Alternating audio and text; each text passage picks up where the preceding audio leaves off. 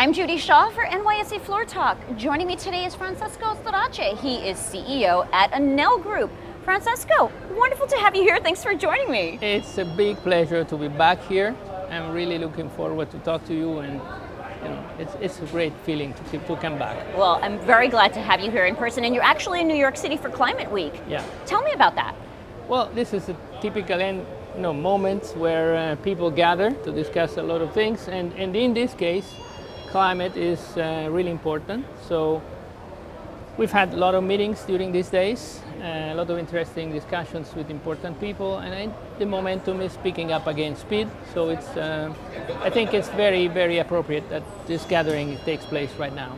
Great, well, I'm glad to have you down here, so love to talk to you. Now, let me ask you, given the unstable geopolitical scenario, what do you think could be a possible solution to the energy price increases? Well, I think there are two moments that you have to see. One is a short term, so what about next winter in Europe? And then there's a longer trend.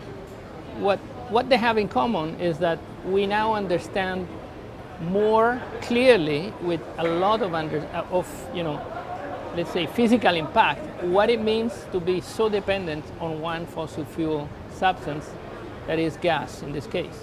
So what can we do now is, first of all, survive the winter, so reduce the consumption, be more efficient, lower the temperature, do all these things that will cross the winter for Europe.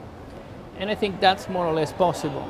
But on the longer term, there are things that can be done that were already underway, but they need to be accelerated. That is, stop burning this precious substance for generating electricity, stop burning this precious substance to heat our homes and offices.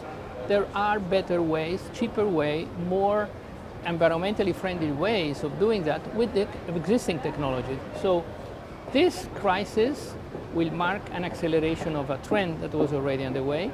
And I think a few years from now, we'll go back and say, oh, when was it that all this happened? And it's now. Okay. All right, so the US has been raising interest rates to combat inflation. Yeah. So tell me, how do you think this is affecting the energy sector and investors? I think the hiking of rates was expected in many ways. It will be followed by other parts of the world. Typically, when this happens, you start to see a more discriminating attitude from the investors. What are the real investments where I want to put my money? What is the risk? And the higher rates clearly separate the good, the not so good, and the bad ideas in a more clear way. So I think the net result will not be a slowdown of the investment cycle, but rather a more focused investment cycles on things that make more sense. So, and that's my view. Okay, and what do you think needs to happen for the world to achieve net zero? Many things, obviously. One of them, accelerate the investment cycle, obviously. But I think we have a combination of two things that need to really take place. One is the urgent phasing out of the wasted money that we're putting into subsidizing fossil fuels. We're talking about $700 billion. That's the AIA estimation, which was doubling the 2020 number. So it's crazy. And the second is having a behavioral change, not just us as individuals, but the industry has to understand how precious and important is the energy we're consuming and the impact it has on the planet. So if these two things combine and make sense economically, which is what today is the case, then this can be accelerated and we might have a solution. Okay.